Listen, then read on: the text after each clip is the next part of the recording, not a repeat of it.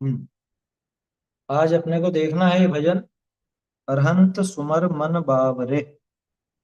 पिछले हफ्ते अपन ने देखा था ज्ञानी ऐसो ज्ञान विचारे, इसमें दो भजन थे और दोनों अलग अलग समय अपन ने देखे। बढ़िया थे वो भी। उसमें ज्ञानी का कैसे मतलब विचारधारा होती है वो दिखाई दी। अब यहाँ है अरहंत सुमर मन बाव। अरहंत सुमर मन बावरे, अरहंत सुमर मन बावरे, अरहंत सुमर मन बावरे, अरहंत सुमर मन बावरे। ख्याति लाभ पूजा तजि भाई, अंतर प्रभु लो लावरे। अरहंत सुमर मन बावरे, अरहंत सुमर मन बावरे। नर भव पाय अकारथ खोवे, विषय भोग जु बढ़ावरे। नर भव पाय अकारथ खोवे, विषय भोग जु बढ़ावरे। प्राण गए पछिते हैं मनवा, छिन छिन चीजे आवरे। अरहंत सुमर मन बावरे, अरहंत सुमर मन बावरे। जुवती तन धन सुत मित परिजन, गज तुरंग रथ चावरे। जुवती तन धन सुत मित परिजन, गज तुरंग रथ चावरे। यह संसार सुपन की माया, आंख मीच दिखरावरे। अरहंत सुमर मन बावरे, अरहंत सुमर मन बावरे। ध्याव ध्याव रे अब है दाव रे, नाही मंगल गाव रे। ध्याव ध्याव रे अब है दाव रे, नाही मंगल गाव रे। ध्यानत बहुत कहाँ लो कहिए, पैर न कछु पाव। अरहंत सुमर मन बावरे, अरहंत सुमर मन बावरे। बढ़िया भजन है, प्रेरणादायी है भैया। हे मन, तू निरंतर अरहंत भगवान का स्मरण कर। अरहंत सुमर मन बावरे, मन को बावरा बताया। बावरा बिल्कुल मतलब पागल। अरे पागल मन, क्या इधर उधर भटकता है तू? तू निरंतर अरहंत देव का स्मरण कर, अरहंत भगवान का स्मरण कर। अथवा हे बावरे जीव, तू निरंतर अपने मन में अरहंत देव का स्मरण कर। अरहंत सुमर, ऐसे बहुत सारे भजन है इस तरह के। एक भजन ऐसा भी है, वो किन्हीं अन्य का है, अरहंत सुमर मन बावरे कहा इतुत भटके, ऐसा है। और ऐसे ही जिनेंद्र भगवान का मतलब जाप करने का, ध्यान करने का, इसकी प्रेरणा देने वाले भजन है बहुत से। जिन जपी जिन जपी जीरा, ऐसे भी भजन है। तो अनंत देव का निरंतर स्मरण कर। ख्याति लाभ पूजा तजी भाई, अंतर प्रभु लो लाभ। गजब की बात है। दयानंद राय जी की जैसी पंक्ति दौलत राम जी ने ली फिर। जो ख्याति लाभ पूजादि चाह, धरि करण विविध विध देह दाह। आत्म अनात्म के ज्ञानहीन जे जे करनी तन करण छीन। तो वो सब क्या है? वो मिथ्या चारित्र।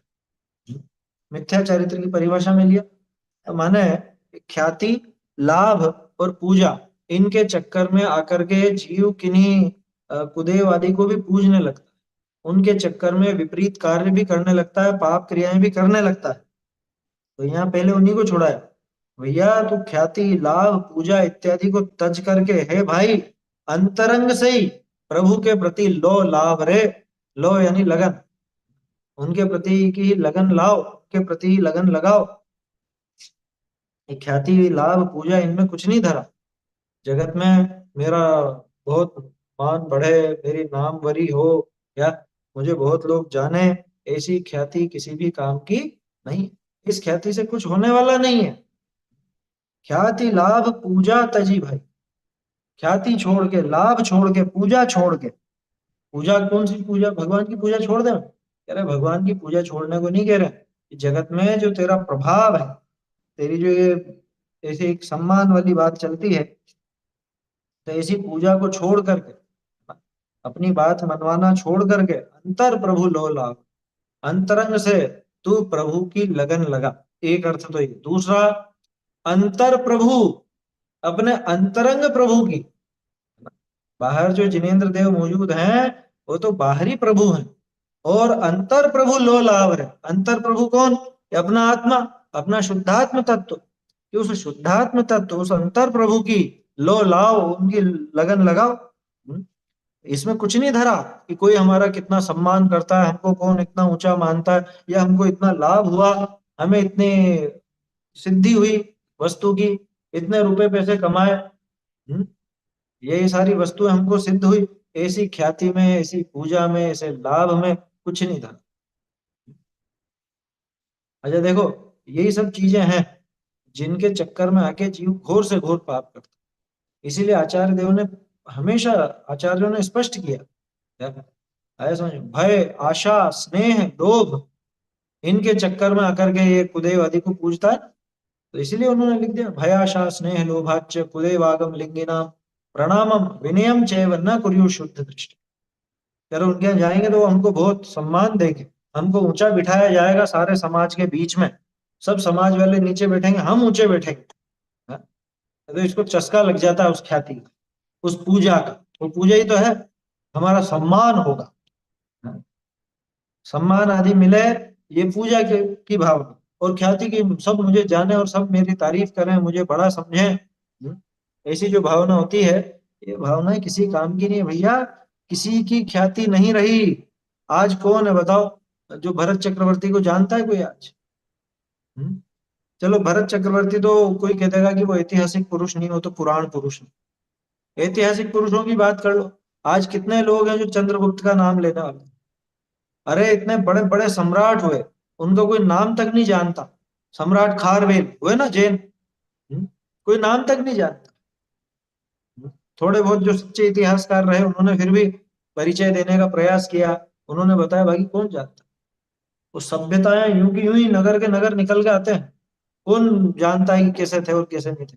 तो मोहनजोदड़ो, हड़प्पा और जाने कौन कौन से हैं।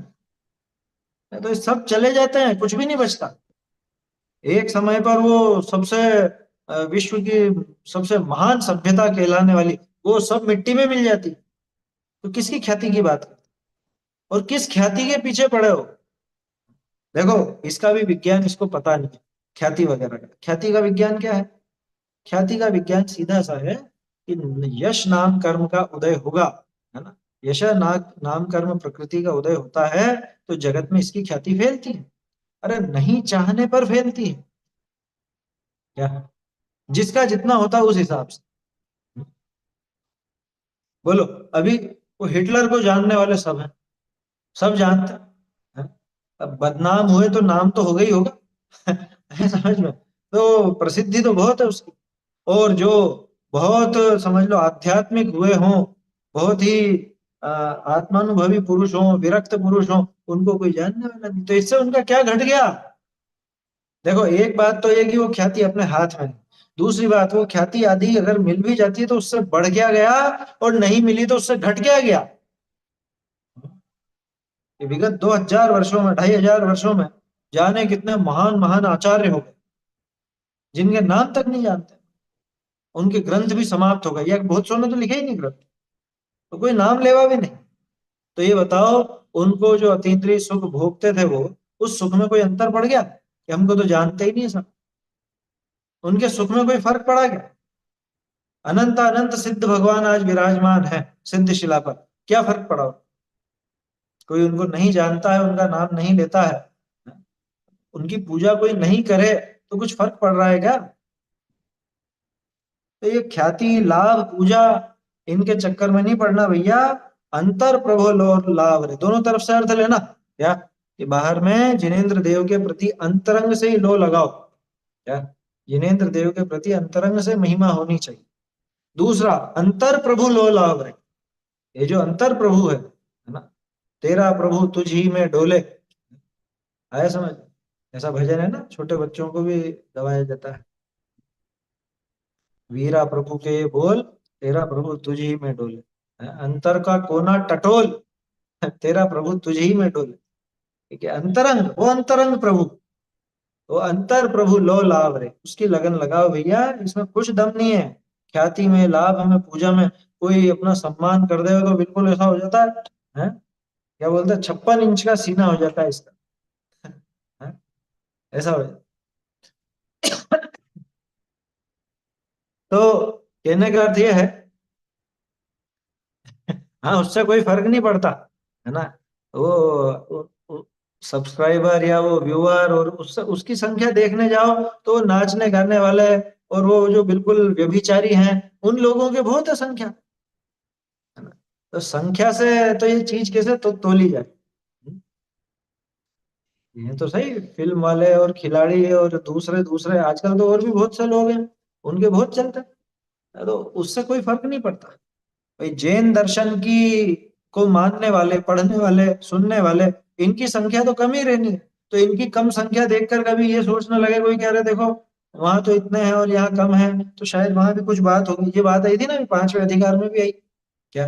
उनकी संख्या ज्यादा क्यों? कि भाई जीव की वासना अनादि काल से मिथ्या तो राग द्वेष की है। जहां उनको पोषण मिलता है वो चीज तो अच्छी लगेगी ही लगेगी। दूसरी बात, जो काम जीव रोकने पर भी नहीं छोड़ता, है ना, इसका नुकसान होने पर भी नहीं छोड़ता, जगत में लोग निंदे होने पर भी नहीं छोड़ता, और वही काम इसको अगर धर्म के नाम पर मिल जाए, है, तो क्यों छोड़े? खैर, यहाँ तो बात ही दूसरी है कि ख्याति लाभ पूजा, इनको छोड़ करके आजकल तो एक वो परिपाटी चली, मंच माला माइक, है। सबको मंच चाहिए, माला चाहिए, माइक चाहिए, है? और फिर उसके बाद मनी भी चाहिए। है समझ में? मंच, ये सब क्या कहें इनको, मकार है ये नए युग के मकार है ना। जैसे वो मध्य मांस मधु मक्खन, ये चार मकार बताए गए, तीन बताए और मक्खन को चौथा मकार कहा गया शास्त्रों, है ना। ऐसे ही ये भी मकार समझना आज के युग के। मंच माला माइक, ये मकार त्यागने लायक है।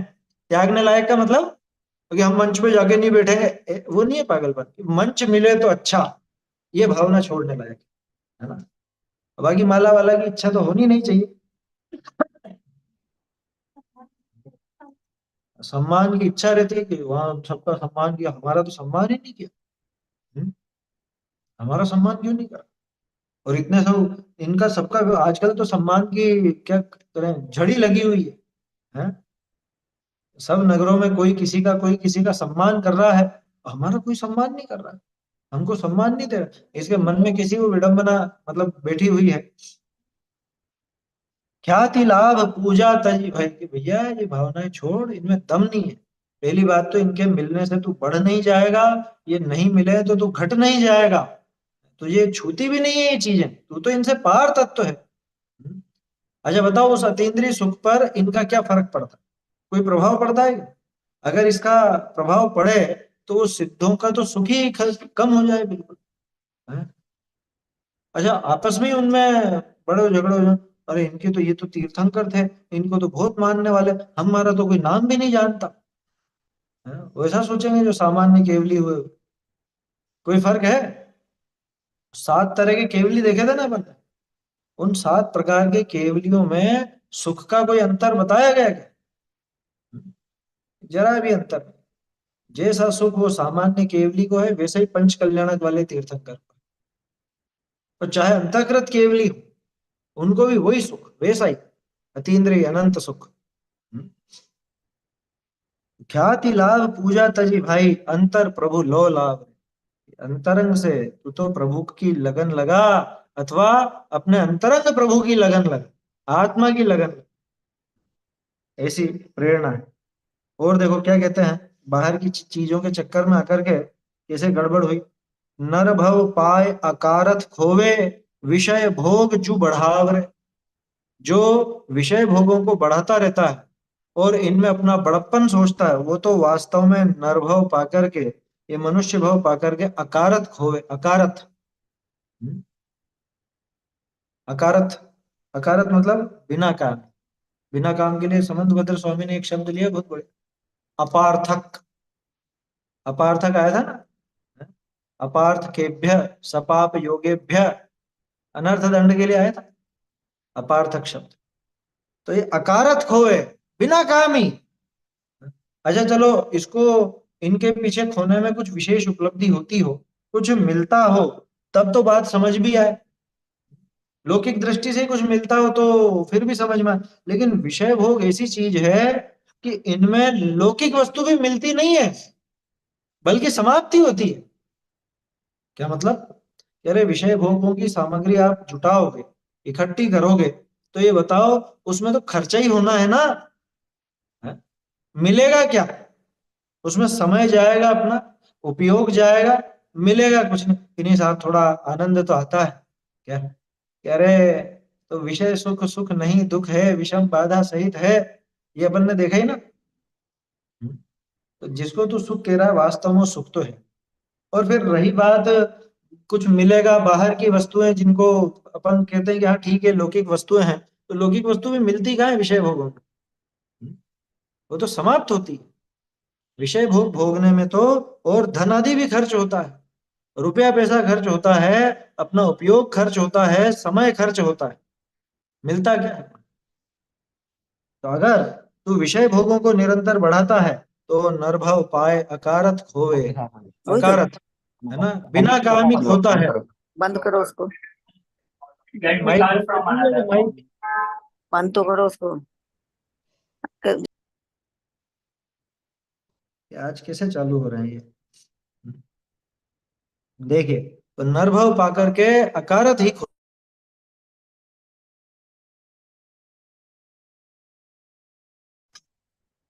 है ना। अकारत समझ गया ना, अकारत माने बिना प्रयोजन के, व्यर्थ में ही खोता है, बदले में कुछ मिलता नहीं है।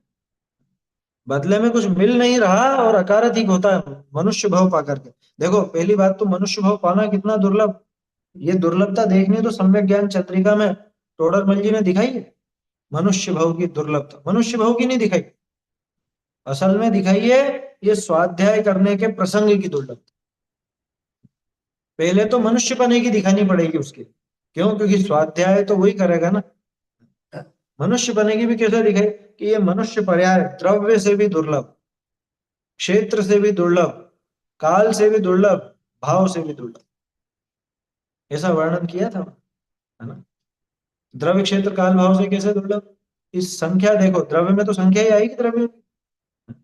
तो संख्या देखो तो सबसे कम संख्या है मनुष्यों की। देव, नारकी, तिर्यंच, इन सबकी संख्या बहुत ज्यादा, मनुष्यों की संख्या बहुत कम। तो दुर्लभ ही है द्रव्य से। क्षेत्र से देखो तो इनका क्षेत्र सबसे कम है, 2.5 द्वीप जितना ही है। 2.5 द्वीप के बाहर जाते नहीं, 45 लाख योजन के बाहर मनुष्य नहीं जाते, इसके अंदर ही रहते हैं। जबकि तिर्यंच 3 लोक में व्याप्त है। संगी पंचेंद्री की भी बात करो तो वो स्वयंभू रमण तक पाए जाते हैं। देव वो इतने कितना 7 राजू ऊपर, और नीचे भी जाने की शक्ति, है ना। और नार की वहां 7 राजू, तो कितना बड़ा सारा एरिया। तो क्षेत्र की अपेक्षा भी मनुष्य पना दुर्लभ। काल, ये आयु भी देख लो, देव और नारकियों की आयु तो कितनी कितनी होती है, और मनुष्यों की कर्म भूमि मनुष्य की कितनी। हम्म? भोग भूमि में तो चलो 3 पल्ले की कह लो, वो भी मतलब कोई ऐसा नहीं है कि अनंत हो, कम ही है। देव और नारकियों से तो कम ही है। तो दुर्लभता है मनुष्य पने की, दुर्लभता। काल में दूसरी तरह से भी देखो कि ज्यादा समय कहाँ बिताता, अधिकांश समय कहाँ बिताता है? अधिकांश समय तो ये तिर्यंच पर्याय में बिताता है ना। फिर उससे ज्यादा मतलब उससे कम देखो तो देव में, या नारकी में, सॉरी, उससे कम बिताता है नारकी में, उससे कम बिताता है देव में, और सबसे कम बिताता है मनुष्य में। ऐसा मतलब देखा जाए तो काल की अपेक्षा भी मनुष्य बना दुर्लभ, और भाव की अपेक्षा ऐसे भाव जिनसे मनुष्यत्व तो मिल सके, क्योंकि दिख रहा है ना संख्या में अपने आप ही कम है, तो ऐसे भाव करना भी दुर्लभ है कि जिनसे मनुष्य बना मिल सके। दूसरी बात, मनुष्य पने में आकर के ये भाव करना भी दुर्लभ। और फिर उसके बाद वो सुकुल मिल जाना, अच्छी आयु मिल जाना, निरोग शरीर मिल जाना, सत्संगति मिल जाना, जैन धर्म मिल जाना, और धर्म समझने की रुचि हो जाना। रुचि हो लेकिन वैसी बुद्धि ना हो, वो बुद्धि भी मिल जाना, और फिर वैसे भाव हो जाना। ये उत्तर उत्तर कितना दुर्लभ। ऐसी दुर्लभता को पाकर के भी अकारथ खो गए। अकारथ, जिससे कोई काम नहीं सदता। हाँ, अकारण भी कह सकते हो, अकारथ को अकारण भी कहा जा सकता, बिना कारण गंवाता है। दूसरा, अकारथ यानी उससे कोई कार्य सिद्ध नहीं होता, ऐसा गंवाता है। अगर तू विषय भोगों को ही बढ़ाने में लगा रहा तो नरभव पाकर के भी तू अकारथ ही खो दे। प्राण गए पछते है मनवा। एक बार ये प्राण चले गए ना तो पछताएगा भैया, बहुत पछताए। छिन छिन छीजे आवरे, छिन छिन छीजे, प्रत्येक क्षण मृत्यु तो नजदीक आती जा रही है ना। प्रत्येक क्षण आयु समाप्त हो रही है, नहीं हो रही। इसको बोलते हैं आवीची मरण। आवीची मरण नाम है, प्रत्येक समय जो आयु के निषेक खिरते जाते हैं उसको आवीची मरण कहा जाता है। वो प्रति समय हो रहा है। भाई, मरण किसको कहते हैं? आयु कर्म का घटना, आयु कर्म का समाप्त होना। और वो प्रति समय घटती जा रही, प्रति समय समाप्त होती जा रही, तो मरण ही तो है। छिन छिन चीजें आवरे, भैया तेरी प्रत्येक समय आयु क्षीण होती जा रही है, और ये प्राण निकल गए तो बाद में पछताएगा। अभी जब मौका है तब तो अपना काम नहीं कर रहा, और निकल जाएंगे ये प्राण छिनक में, और फिर पछताएगा बाद। और देखो, जुवती तन धन सुत मित परिजन गज तुरंग रथ चावरे, इनका बहुत चाव है तुझको। चाव किसको बोलते हैं? चाव मतलब वो जैसे बहुत उसमें मन लगता हो ना, शौक हो, है ना। शौक हो अथवा जो बहुत पसंद हो, बहुत चाव से रखता है, बहुत चाव से इनको रखता है या इनके साथ रहता है। तो चाव माने पसंद से, शौक से। जूती, युवती यानी अब पत्नी लगा ना, पत्नी के लिए पति। तन शरीर, शरीर के प्रति तो हम बुद्धि पड़ी हुई है। धन रुपए पैसे के प्रति, कितनी जबरदस्त आसक्ति रहती है रुपए पैसे के प्रति। मरना मंजूर लेकिन रुपया छोड़ना मंजूर नहीं, ऐसे होता है। मरने को तैयार लेकिन धन नहीं छोड़ा। सुत मित परिजन, अपना बेटा बेटी हो, मित्र हो, परिजन हो, अपने जो परिवार जन है, और गज तुरंग, हाथी घोड़े। अभी तो उस जमाने की बातें हैं, आज के जमाने में गाड़ी मोटरसाइकिल वगैरह ये समझ लेना, टू व्हीलर फोर व्हीलर। गज तुरंग रथ चावरे, इनका बड़ा चाव है तुझको, इनका बड़ा शौक है। लेकिन ये संसार सुपन की माया, ये सारा संसार इन सबसे ही तो मिलके बना है ना संसार, और क्या है? हम्म? ज्योति तन धन सुत मित परिजन गज तुरंग रथ चावर, इन सबसे मिलकर के ही वो संसार बना है। ये सारा संसार तो सुपन की माया, सपने की माया है। हम्म? आंख मीच दिखराव रे, ये जब तक तेरी आंख मीची हुई है तब तक ये दिख रहे हैं। आंखें खुलते ही ये सब गायब हो जाएंगे। क्या बात कर रहे? कह रहे ज्ञान की आंखें बंद है ना, ज्ञान की आंखें बंद है तभी तक ये सब नजर आता है, तभी तक इनको भोगने की रुचि होती है। और ज्ञान की आंखें खुली, ये सारे के सारे ऐसे गायब हो जाएंगे। गायब हो जाएंगे माने क्या? संसार में से समाप्त हो जाएंगे? समाप्त समाप्त नहीं होंगे, फिर इनके प्रति वैसा चाव नहीं रहेगा। चाव आया था, ये संसार सुपन की माया। देखो ऐसा लिखा है कि एक तो ये बाहर में जो मौजूद है संसार, और सपने में जो संसार मौजूद है उसमें क्या अंतर? कि कुछ भी अंतर नहीं। एक आंख बंद करके देखते हैं, एक खुली आंखों से देखते हैं। वो सपना भी असली नहीं है और ये भी असली नहीं है। ये तो अन्य मत जैसी बात लग रही है। सब कुछ माया। ये कुछ भी नहीं है, कि नहीं वैसा नहीं। यहाँ पे यूं कह रहे हैं असली नहीं है का मतलब, तू जो इनमें अपनापन करता है, तेरा जो इनमें चाव पड़ा हुआ है, वो वास्तव में वैसा नहीं। आंख मीच दिखराव, आंख मीचेगा, दिखराव का अर्थ दिखाई देता है क्या? जब तक ज्ञान की आंखें बंद है तभी तक दिखता है।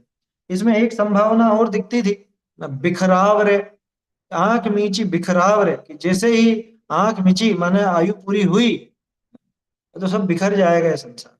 लेकिन वो मिला नहीं, सब जगह दिख रहा भी मिला, कोई दिक्कत नहीं है, वो भी अर्थ निकल जाता है। तो संसार सपने की माया है। वो सपना आंख मीच के देखते हो या आंखें खुली रख करके देखते हो, इतना सा अंतर है ना। ये सारा का संसार, सारा का सारा संसार सपने की माया।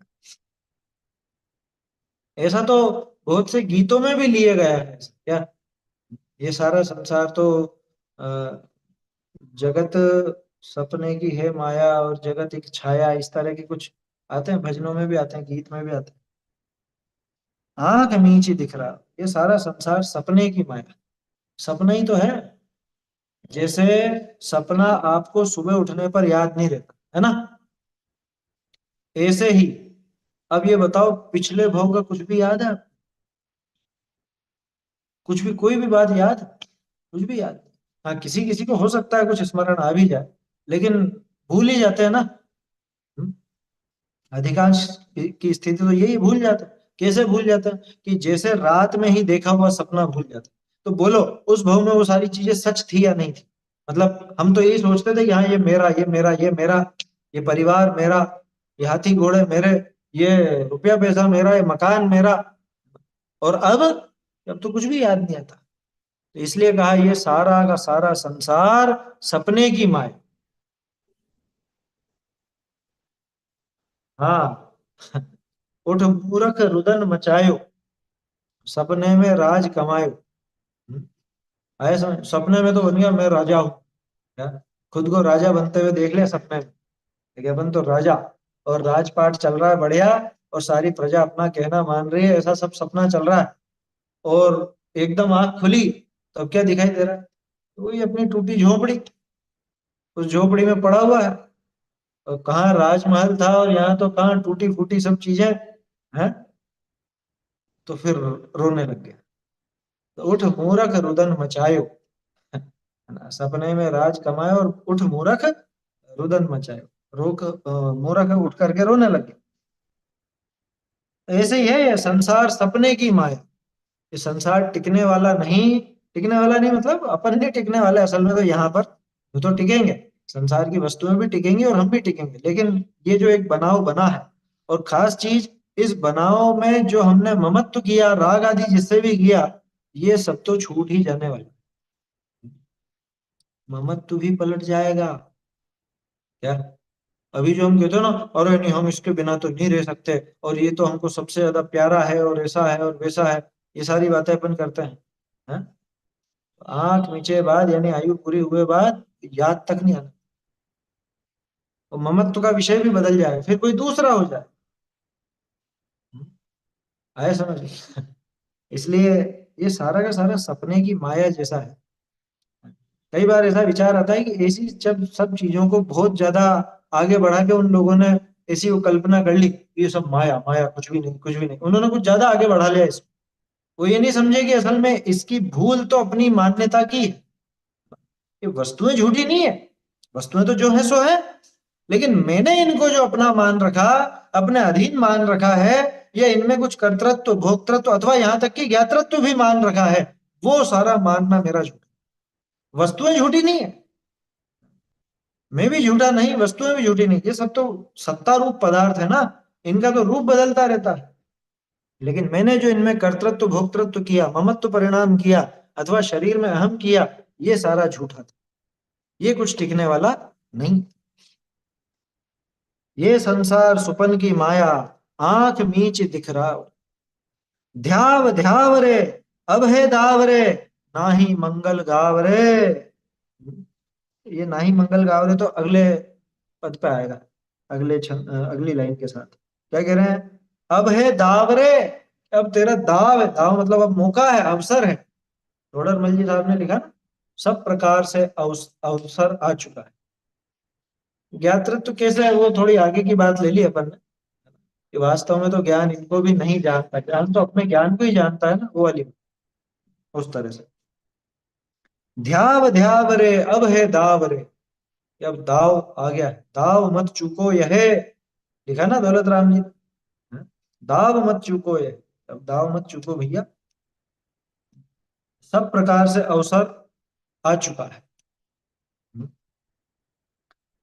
एक और भजन है ना, यदि अवसर चूका तो भव भव पछताएगा। वो आ चुकी बात, पहले प्राण गए पछते हैं मनवा, ऊपर आ गया वो। ध्याव ध्याव रे अब है दाव रे, नाही मंगल गाव रे, फेर कछु ना उपाव रे।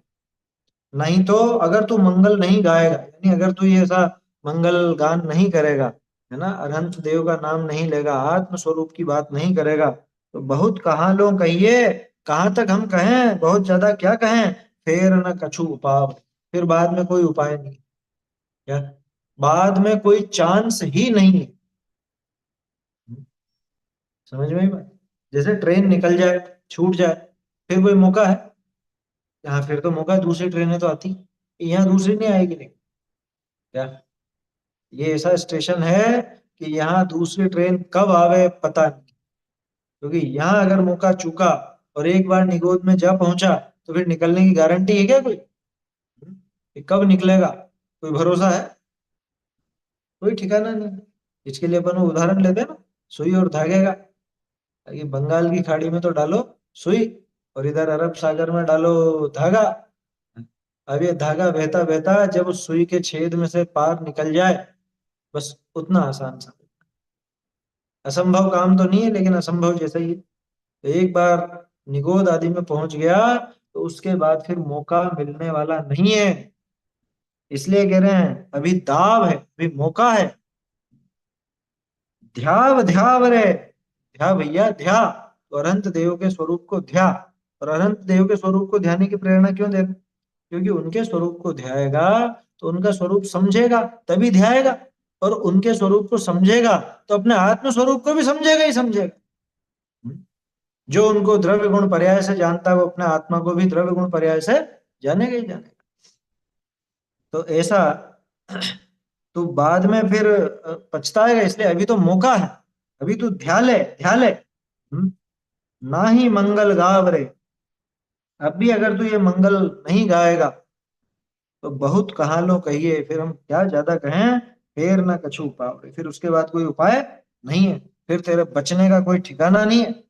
इसलिए हे बावरे, हे बावरे मन, तू निरंतर अरहंत भगवान का ही स्मरण कर, अरहंत सुमर मन बावरे, और उसमें जरा भी ख्याति लाभ पूजा आदि की बात मत विचार।